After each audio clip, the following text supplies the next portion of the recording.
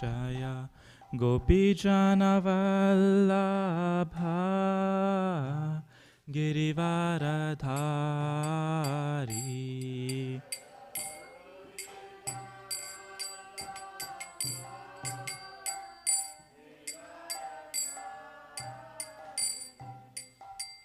Yashodanandana Brajajana Ranjana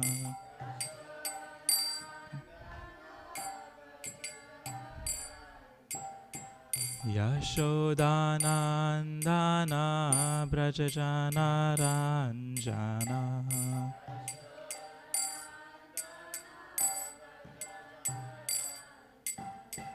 Yamunatira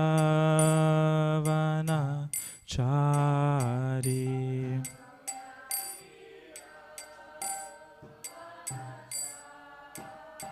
Yamunatira Vanachari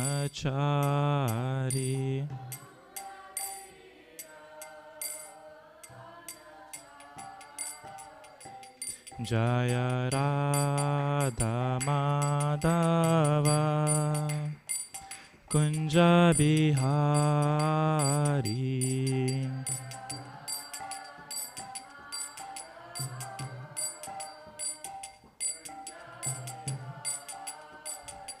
Jaya Radha Madhava Kunja Bihari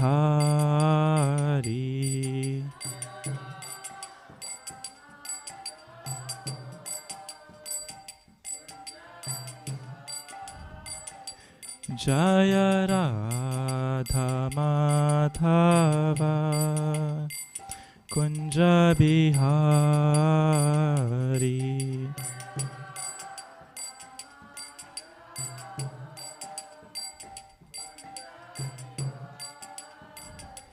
Hare Krishna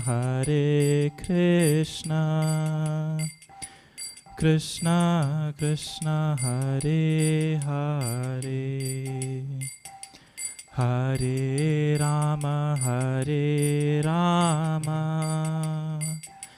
Rama Rama Hare Hare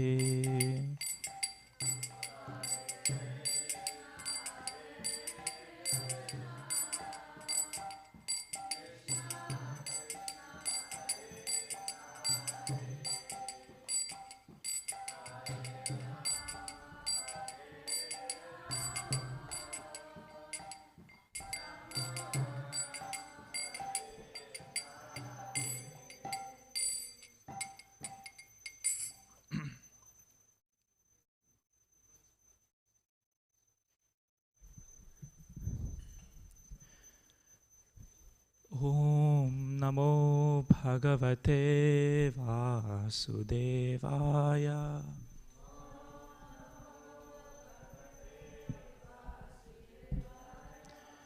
Om Namo Bhagavate Vasudevaya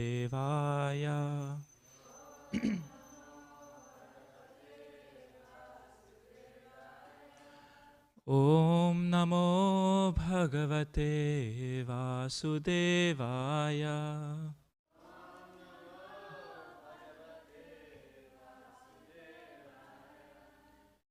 Together Narayanam Namaskritya Naram Chaiva Narottamam Devim Saraswatim Vyasam Tato Jayam Udirayet Nasta Praeshva Bhadreshu Nityam Bhagavata Sevaya Bhagavati Uttama Shloke Bhaktir Bhavati Nestiki.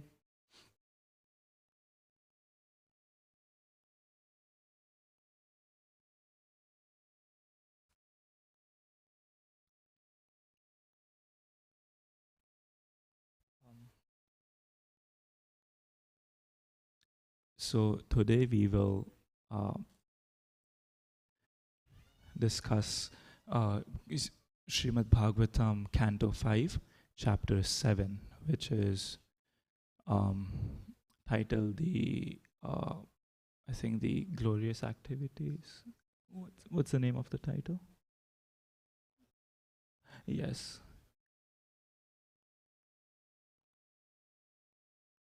the activities of King Bharata. Um, in chapter 6, previously, or in the previous chapters in Srimad Bhagavatam, so this canto 5 begins with a description of the lineage of Maharaj Priyavrata. And then we see his son, in his lineage there's Maharaj Agnidra, and then King Nabhi, and then Rishabdev, who is an incarnation of Hari, of Narayan himself, an incarnation of Vishnu. We saw how Rishabdev was a perfect devotee of Krishna, and he was gradually in his life, then he became a complete madman, Avadhuta. He became completely mad in love of God, and he was roaming the streets, not caring for how he looked, how he appeared. He was completely immersed in love of God. And he gives beautiful instructions to his 100 sons in devotional service. And then one of his sons, I think the eldest, and the most prominent of his sons, Maharaj Bharata. We are entering his pastimes. We are entering his life. And this chapter 7, it's a very small chapter of only 14 verses, and it briefly describes almost all aspects of the initial, early life of King Bharata, up to the point where he gives up his family life, enters the forest for his personal meditation, his personal sadhana. So we see how King Bharat accepted the kingdom, accepted his role as a king. He married, he took amazing care of the citizens of the kingdom, and then ultimately he gave that up, and then he engaged in devotional service, and then he left to the forest for his personal sadhana. Our verse for today is 11, verse number 11, and we will read this verse, and then we will read from verses 1 onwards, translations. So we can pull up verse number 11. Yes, yeah, we can pull up verse 11. So yes, this is prose. It's not the standard 4-line form. So then I'll just recite this once, and then we can do the synonyms.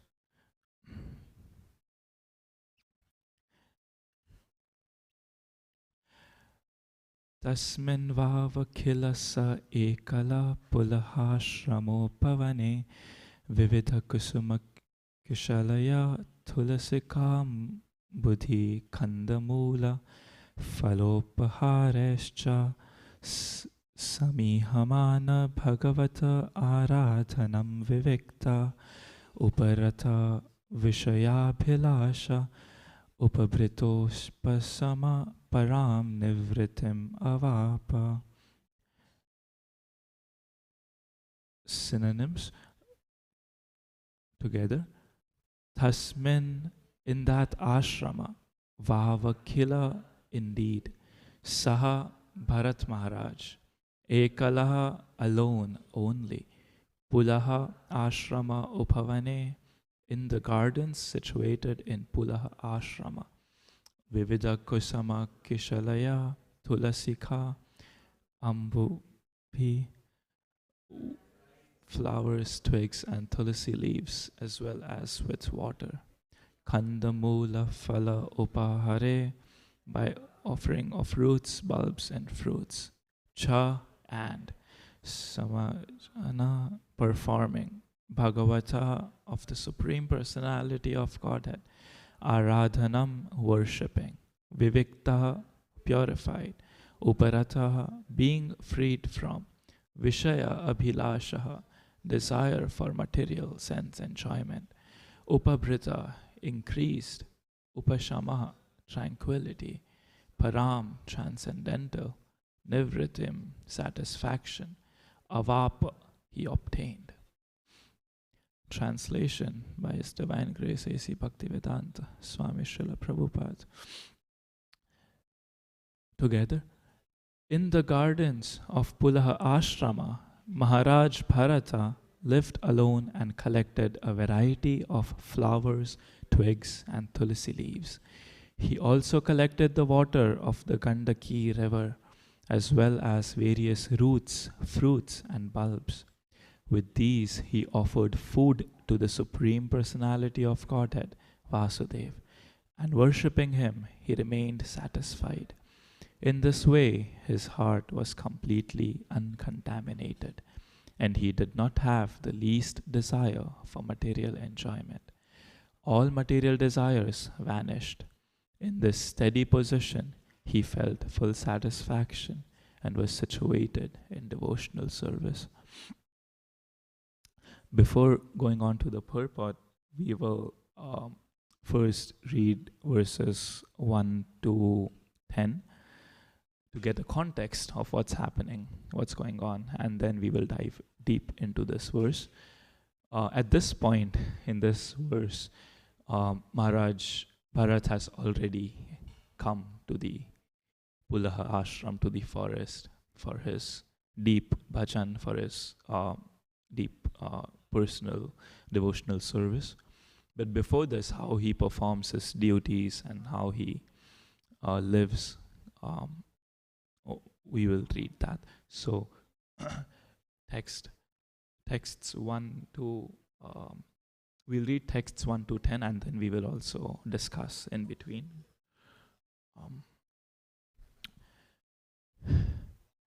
Om Ajnanatimirandhasya Jnananjana Shalakaya Chakshurunmilitam Yena Tasmai Sri Gurave Namaha.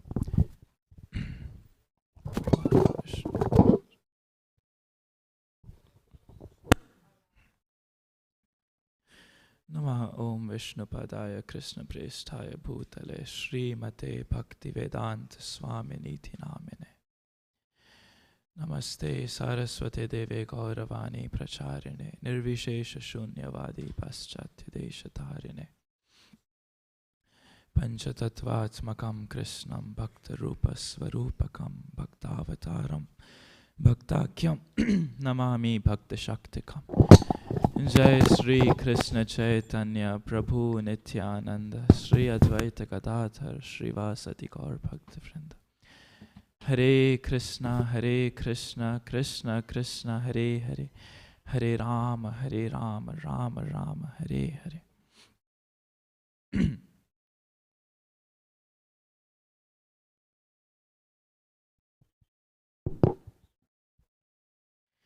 We can pass around and maybe read the translations. Shukadev Goswami continued speaking to Maharaj Parikshit. My dear king, Bharat Maharaj was the topmost devotee. Following the orders of his father, who had already decided to install him on the throne, he began to rule the earth accordingly. When Bharat Maharaj ruled the entire globe, he followed the orders of his father and married Panchajani, the daughter of Vishvarupa.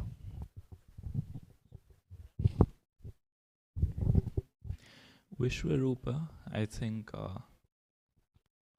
he's the divine architect, right? I think. That's Vishwakarma. Who's Vishwarupa? Do we know? Just as the false ego creates the subtle sense objects, Maharaja Bharata created 5 sons in the room of Panjani. His wife, these sons were named Sumati, Rashtrabrita, Sudarsana, Avarna, and Dumar.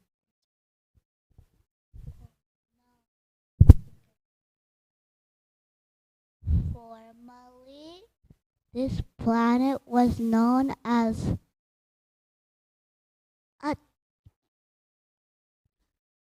Adanaba, Pasha, but since Maja Bharata's region, it has become known as Bharata Barsa.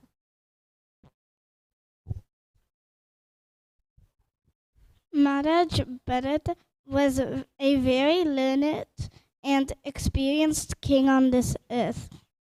He perfectly ruled the citizens, being himself engaged in his own respective duties. Maharaj Bharat was as affectionate to the citizens as his father and grandfather had been, keeping them engaged in their occupational duties. He ruled the earth. So verses 1 to 4 describe his professional life or his personal life.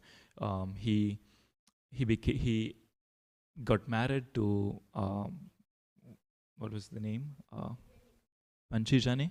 Yeah, Panchajani, daughter of Vishwarupa. He accepted the kingdom from his father. He became a king. He perfectly ruled the citizens. And then this, can you go up to the fourth one?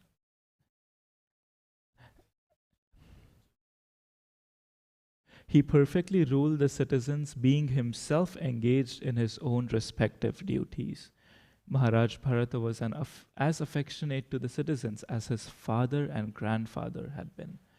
Keeping them engaged in their occupational duties, he ruled the earth. Maharaj Bharat's grandfather is King Nabhi, the father of Rishabdev. And King Nabhi was so amazing, and the citizens loved him so much that the name of the world before Bharat Maharaj came into picture was Ajanabha, based on the name of Nabhi. And then Maharaj Bharata was such an amazing king and took such good care and loved the citizens so much that then the world came to be known as Bharata Varsha, named after Maharaj Bharata. And then something very amazing here is he said he himself was in his own respective, engaged in his own respective duties. And then in regards to the citizens, it said, keeping them engaged in their occupational duties, he ruled the earth. So he was a perfect leader, and his amazing leadership is reflected here, where he himself was following the path of Varnashrama Dharma, the path of occupational duties, the position in which he was situated in society. He was perfectly executing those duties, be it in family life, be it as a king, be it as a citizen, and then as a devotee. So all the while he was a devotee, so all the while worshipping Krishna, while executing devotional service, he did not give up his duties, his occupational duties, based on his position. And setting that example as a king, he also made sure that his citizens were engaged in those occupational duties based on their positions in society. And Prabhupada writes in the purport that it's very important to be engaged based on one's nature. It is a very advanced position to be able to transcend that and just completely be unmotivated by one's nature and just purely execute devotional service. But while we are conditioned, while we are practicing spiritual life, it is very important to be engaged as per our nature within bhakti, within the circle of Krishna consciousness, keeping Krishna in the center. And that's what King Bharata promoted in his kingdom. He made sure the citizens were engaged. And when people are engaged in their occupational duties based on their nature, then they are satisfied, they're happy, and there is peace. We can read next. With great faith, King Bharat performed various kinds of sacrifice. He performed the sacrifices known as Agnihotra, Darsha, Purnamasa, Chaturmasya, Pashu Yagya, wherein a horse is sacrificed, and Soma Yagya, wherein a kind of beverage is offered. Sometimes these sacrifices were performed completely and sometimes partially. In any case, in all the sacrifices, the regulations of Chatur Hotra were strictly followed. In this way, Bharat Maharaj worshipped the Supreme Personality of Godhead.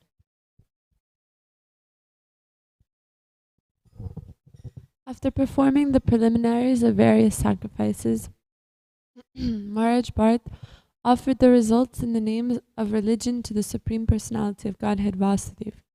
In other words, he performed all the yagyas for the satisfaction of Lord Vasudev, Krishna. Maharaj Bharat thought that since the demigods were different parts of Vasudev's body, he controls those who are explained in the Vedic mantras. By thinking in this way, Maharaj Bharata was freed from all material contamination such as attachment, lust, and greed.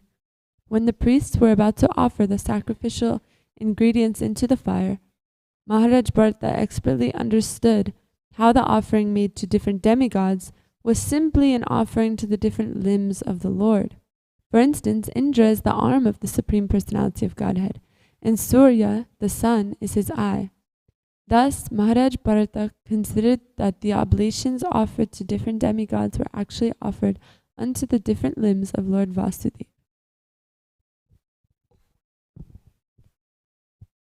In this way, being purified by ritualistic sacrifices, the heart of Maharaj Bharat was completely uncontaminated. His devotional service unto Vasudeva, Lord Krishna, increased day after day. Lord Krishna, the son of Vasudeva, is the original Supreme Personality, the personality of Godhead manifest as the Super Soul, Paramatma, as well as the impersonal Brahman. Yogis meditate upon the localized Paramatma situated in the heart. Jnanis worship the impersonal Brahman as the Supreme Absolute Truth. The devotees worship Vasudeva, the Supreme Personality of Godhead, whose transcendental body is described in the Shastras. His body decorated with the Srivatsa and the Kaustuba jewel and a flower garland. His hands hold a conch shell, disc, club, and lotus flower. Devotees like Narada always think of him with their hearts. So, in these next three verses, 5 to 7, we get a glimpse into his devotional service, his religious duties. Maharaj Bharat was a king, and as a king it was, and also we are talking about maybe Satya Yuga or Treta Yuga, where there was great importance given to sacrifices, big havanas, big fire sacrifices, big yagyas. And so Maharaj Bharat, being king of the whole world, again to set an example, he engaged in all these sacrifices. He engaged in all these different types of tapasyas, vratas, austerities, yagyas, like Chaturmasya and so on. And even animal sacrifice is mentioned, and even demigod worship is mentioned. Maharaj Bharat also, through various priests, performed worship of demigods. However, the most important aspect here is that in all of this, Maharaj Bharat was in complete consciousness of Krishna, and he was in complete awareness that everything ultimately is for the satisfaction of Vishnu, for the satisfaction of Krishna. So none of this is to independently satisfy any particular demigod. He understood that all the demigods are limbs of Krishna, and all these different sacrifices are meant ultimately for the satisfaction of Krishna or Vishnu. And so being in his position, he engaged in these different religious activities. However, as we see later, the verse we read in the beginning, verse number 11, when he gives up all of this, his external duties, and then he moves to the forest, he then engages in his personal intimate worship by offering flowers, fruits to Shaligram Shila, directly to Krishna. So that he transforms his service. But in time, based on time, place, and circumstance, based on one's position, based on one's influence, um, he sets the example that sometimes you may have to, in order to preach, or not preach, but in order to set that right standard, he engaged in a broad worship, a broad form of sacrifices and worship, because different people have different inclinations. Within the kingdom, there are all types of people, and to satisfy them, he performed all these different activities to satisfy them and to motivate them, inspire them. Next verse. Destiny fixed at the time for Maharaj Bharat's enjoyment of material opulence at 1,000 times 10,000 years. When that period was finished, he retired from family life and divided the wealth he had received from his forefathers among his sons. He left his parental home, the reservoir of all opulence, and started for Pulashram, which is situated in Hardwar. The Shalagram Shilas are obtainable there. It said, can we scroll back up once? Yeah. Yes. So it said, destiny fixed the time of Maharaj Bharat's enjoyment of material opulence at 1,000 times 10,000 years. What does that come to? What's the calculation? 1,000 times 10,000.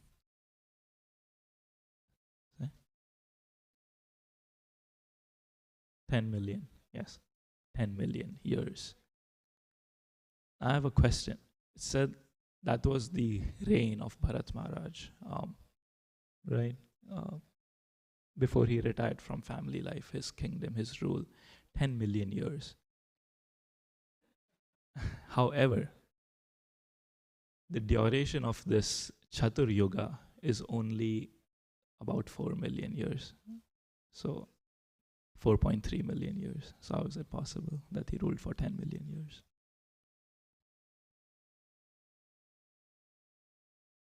No. Because then we had Kali Yuga and he just reigned in his yuga.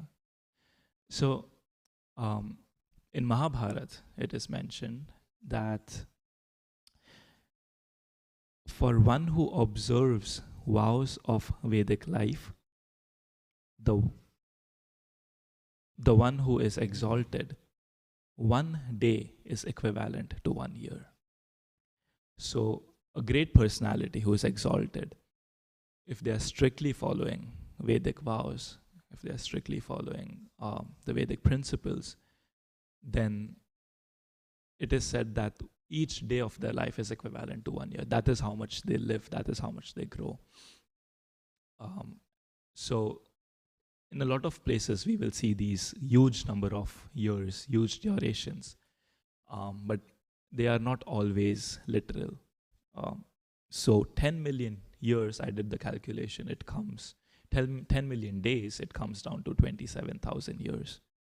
And I did some research, and other places it's mentioned 27,000 years was the reign of Bharat Maharaj.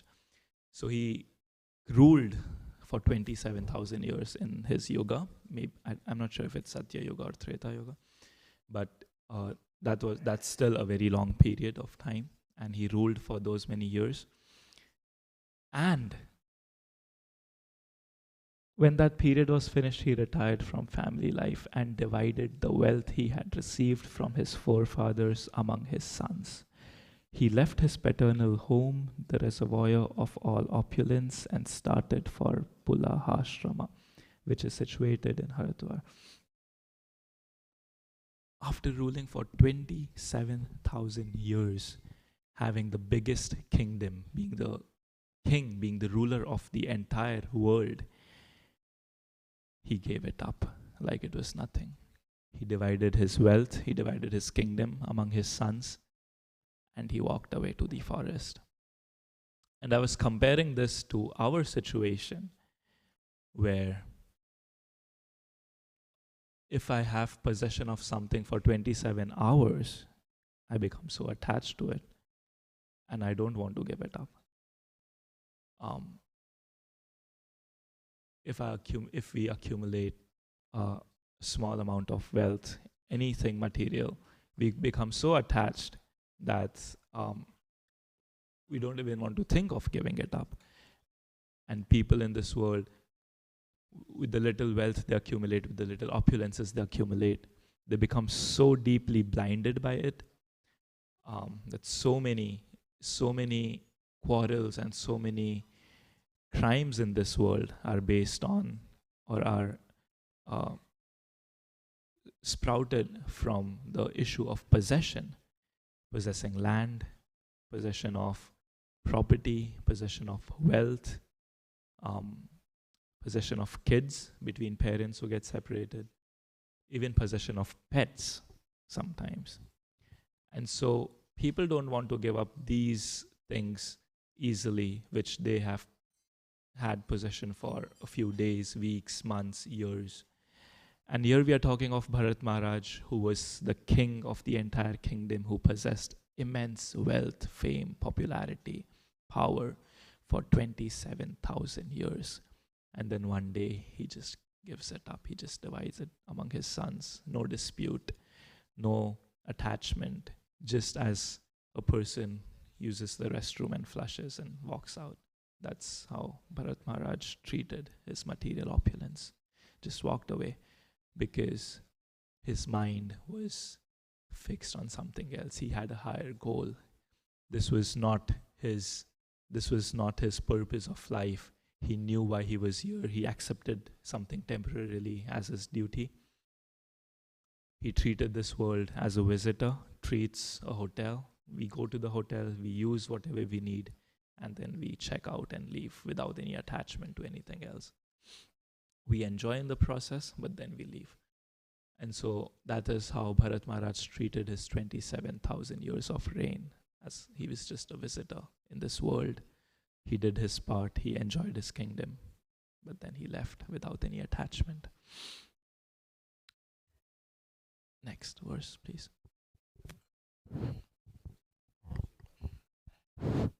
At Pulaha Ashrama, the Supreme Personality of Godhead, Hari, out of his transcendental affection for his devotee, becomes visible to his devotee, satisfying his devotee's desires.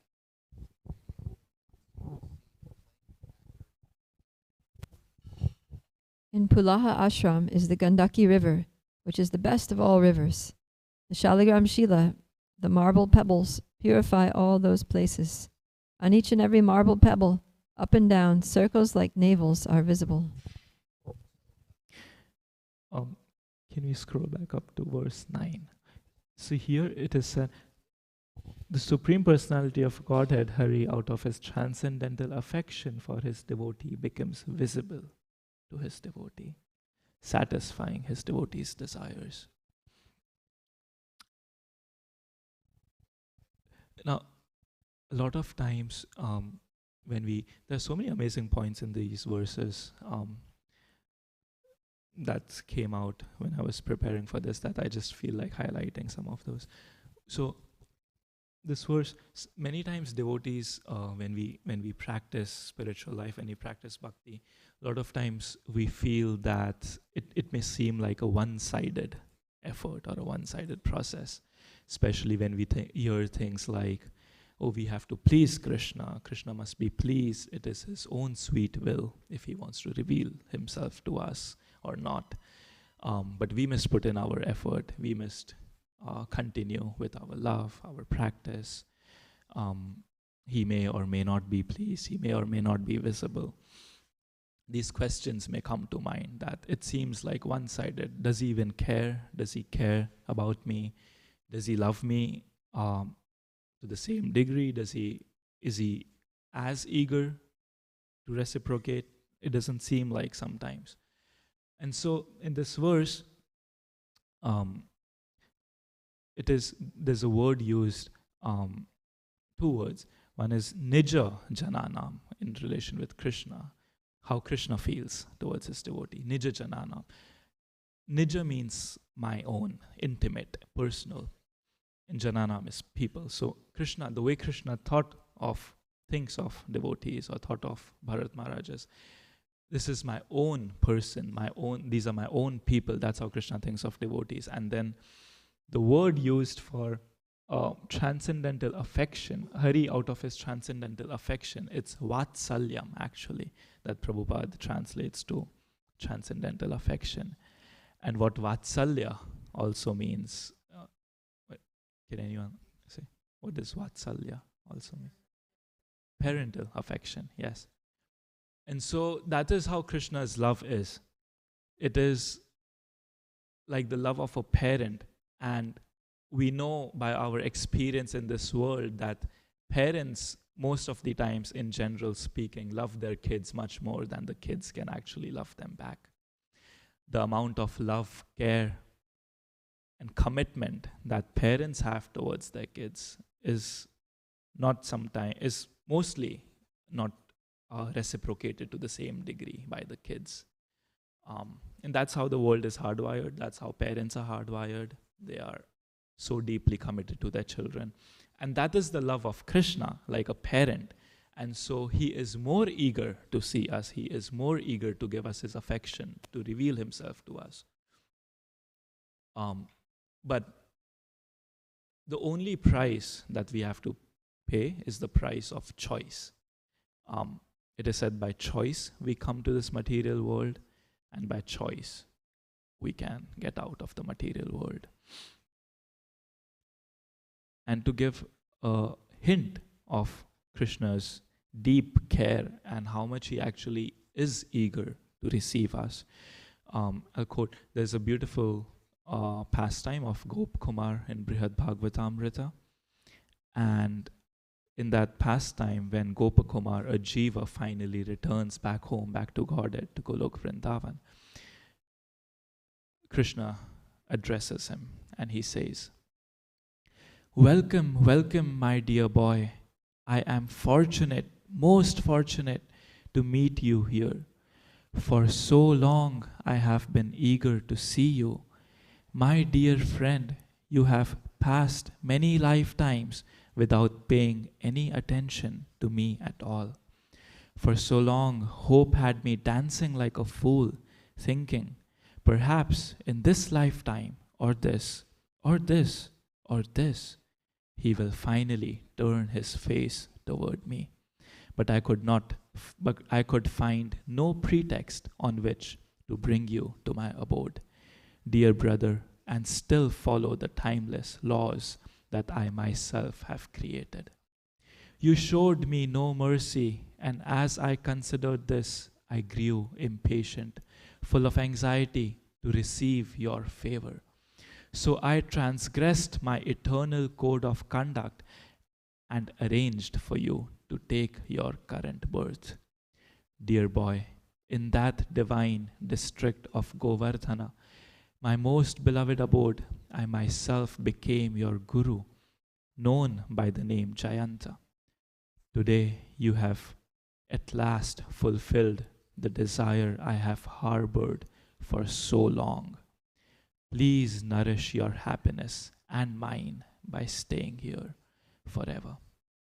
So this is Krishna's reaction when a jiva enters back home, back to Godhead.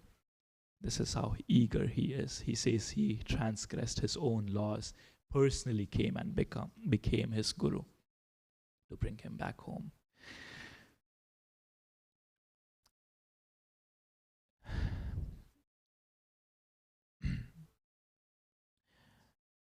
Verse 11. We can go to the purport. We can actually read the translation again and then go to the purport. Who's next?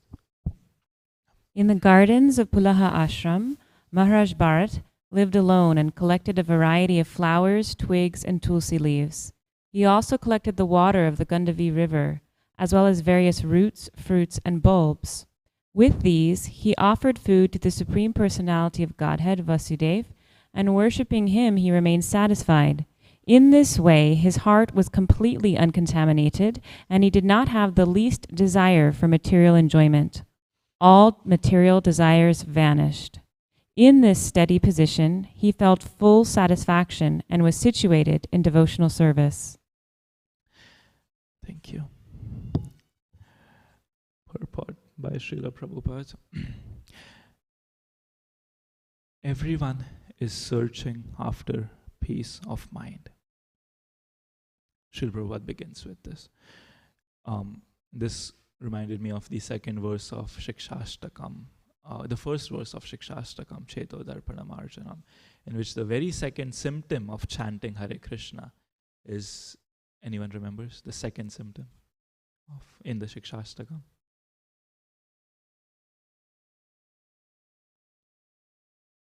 Yes, Bhava Mahadavagni, the extinguishes the blazing forest fire of material existence.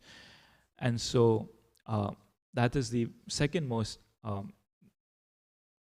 symptom of chanting Hare Krishna, is that this material fire of anxiety, disturbance, pain is extinguished. And so Prabhupada says everyone is searching after peace of mind. This is obtainable only when one is completely freed from the desire for material sense gratification and is engaged in the devotional service of the Lord. Now we may miss this, but it's easy to miss this, but Prabhupada says this is obtainable. What is obtainable? Peace of mind is obtainable only when one is completely freed from the desire for material sense gratification. Not partially freed, he says completely freed. And Rupa Goswami also says Anya Bhilashita Shunyam, that all other material desires which are unrelated to Krishna should become Shunyam, zero. That is the instruction. And I was listening to a talk by His Holiness Giriraj Swami, and he said that there was a question in this regard, and he said that this point, Anya Bhilashita Shunyam, getting rid of or being freed completely of all material desires, this should not be treated as an advanced or a future effort. Right from the beginning, this should be the goal, or this should be the aspiration. Right from the beginning, this should be the practice of not having any other material desires. Obviously, it takes time because detachment is an effort, a practice, as well as a gift of practicing spiritual life, that one gradually does become detached. But then one cannot simply wait to become detached. We have to actively, consciously practice detachment also. So Prabhupada says completely freed from the desire for material sense gratification and be engaged in devotional service. As stated in Bhagavad Gita, Patram Pushpam Phalam Thoyam Yome Bhaktya Prayachati. Worship of the Lord is not at all expensive. One can offer the Lord a leaf, a flower, a little fruit, and some water. The Supreme Lord accepts these offerings when they are offered with love and devotion. In this way, one can become freed from material desires. As long as one maintains material desires, he cannot be happy.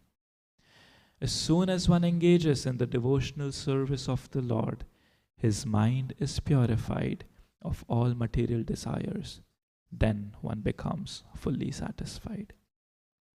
Now we may ask that it is said as soon as one engages in devotional service, the mind is purified and one becomes fully satisfied.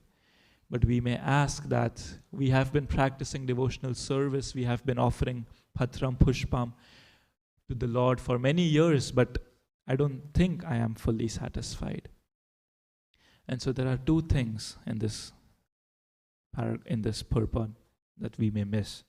One is that offering something is only half of the act. The other half is Krishna actually accepting it. And so Prabhupada says that The Supreme Lord accepts these offerings when they are offered with love and devotion. And so that is something we may lack, is love and devotion while offering something to Krishna. And therefore, we first recite the prayers to the spiritual master when we offer something. Because I may not have love and devotion for Krishna, but the spiritual master has love and devotion for Krishna. And so that is the first thing we may miss, that is love and devotion. And then the second thing, Prabhupada says, in this way one can become freed from material desires. As long as one maintains material desires, he cannot be happy. So the second thing is maintaining material desires, which is also one of the 10 offenses to the holy names, is maintaining material desires and attachments, even after listening so many instructions on this matter.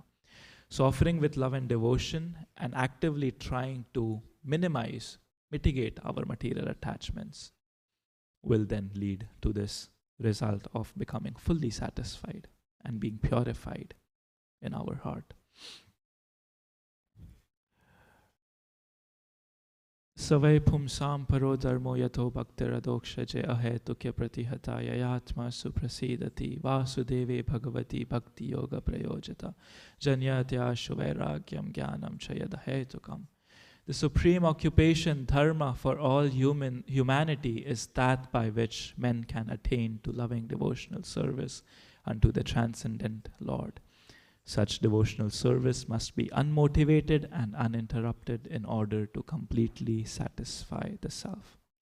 By rendering devotional service unto the personality of Godhead, Sri Krishna, one immediately acquires causeless knowledge and detachment from the world. These are the instructions given in Srimad Bhagavatam, the supreme Vedic literature.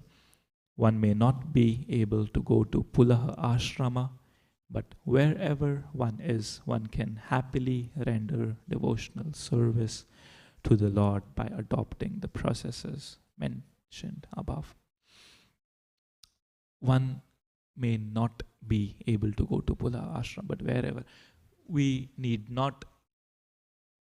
don't have to be in an external place of, in an external conducive place, or in a dham, in order to perform bhakti. One devotee, one very senior devotee, he was saying that one can be even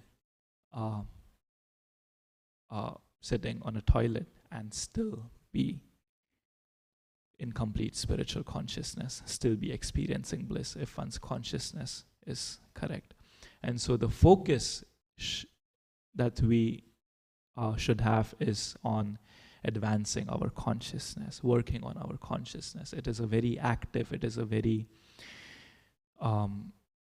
continuous process, because every second in our life we have this choice between choosing Krishna or choosing Maya. Every second we make that choice, and that choice determines our consciousness. And advancement in consciousness is actually the rarest thing in this world. We can spend many, many years in devotional service without actually seeing any advancement, without actually advancing our consciousness. So it is a every second choice that we make to have the right consciousness. Therefore, advanced devotees don't pray for external perfect atmosphere, but they pray for the right consciousness. Like in Damodarastakam, Satyavrata Muni prays, Varam Deva Moksham Na Moksham Vatim Va. They say, Sadame Manasya Virastam Kemanye, that the only benediction I want is that your sweet childhood pastimes always be enacted in my heart. So all he's asking for is for the right consciousness, for being able to remember Krishna. And that is what Maharaj Bharat shows through his life, through his character, through his personality, that whether he was in the kingdom as a king, whether he was married, whether he was performing Vedic sacrifices, or whether he's in the forest worshipping Krishna. He is always in the right consciousness. He was always detached, and that is an aspiration that we all have as aspiring devotees. And the result is beautiful. It is beyond worthy, as we see Bharat Maharaj's result ultimately, where he attains perfection in Krishna consciousness. So thank you very much for listening patiently and attentively. Sorry for going overboard with time, but if there are any questions or comments, yes, Mataji. Thank you for a very nice class. What really resonated with me is that Bharat Maharaj engaged all his subjects according to their nature in occupational duty. And I think that really resonates with me. Yes. I have a question. We were talking about being completely free from material desires. So the subtle ones, name, fame, adoration. So if I try to analyze, that's something like I'm really working through or whatever, trying to. So this name, fame, adoration, when we say it is a material or subtle material, so if it's like, okay, if I want Raseshwari to adore me, so I mean, if you know, if you separate the soul from the material body, then you're not interested in receiving adoration from just. So it's really the soul that you're attracted to, and that the soul that you want to attract. So how is that material?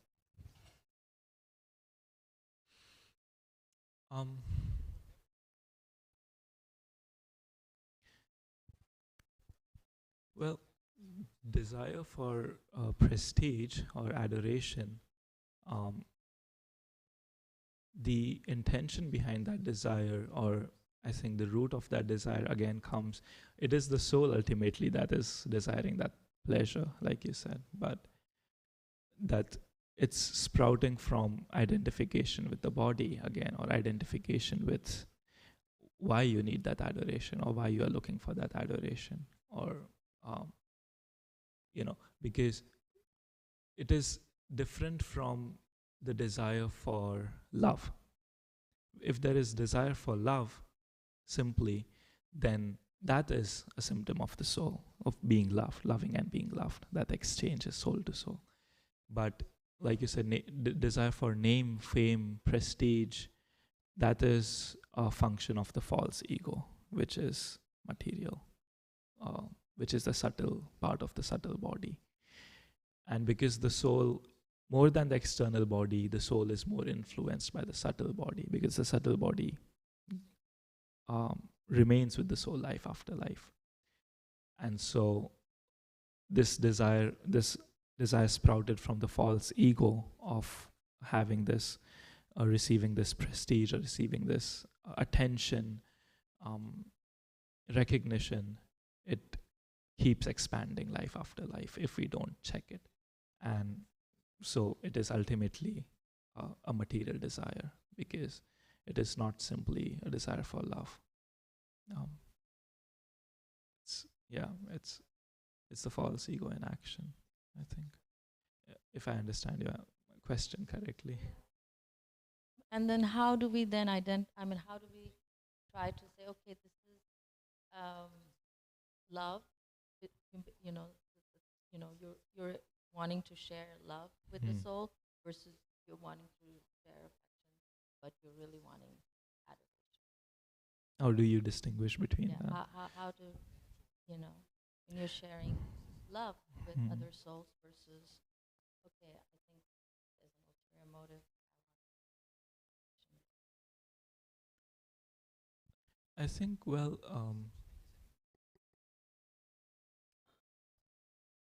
the test of real love is said that it is selfless in nature. And so when we truly love someone, it is more on giving pleasure and giving ourselves rather than accepting anything, which is, again, this may be a very high level example, but just to Chaitanya Mahaprabhu sets the standard of love, right? Aslisya va padaratam pinashtamam, that even if you trample me, disrespect me, hurt me, I still continue loving you. So that is the epitome of selfless love. And so if we can compare, we can see that what may be the level of our love right now, and then our subtle desires may become more clear when we compare to the standard of love, of loving Krishna, or we see the love of Guru, how they are just completely giving. They don't desire fame, they don't desire respect. And so if that is the perfection of love, then compared to that, where does my love stand? And then it may become more clear of what I'm actually expecting in return, I think. Hare Krishna. I was also just thinking that, like, I feel like many times, even if, pure devotees out of their humility, they see ulterior motives. And so it's probably safe for us to just assume that we have some ulterior motive and just constantly pray, please let my love be pure. Please let my love be pure. So like to think, like, get caught up in thinking like, oh, is my love pure right now or not? Just assume that it's likely not and pray that it can be, maybe.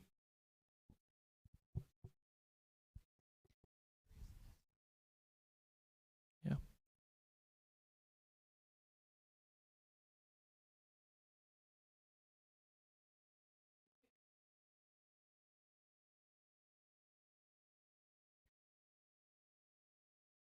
Okay. Thank you very much. Oh, we have one more.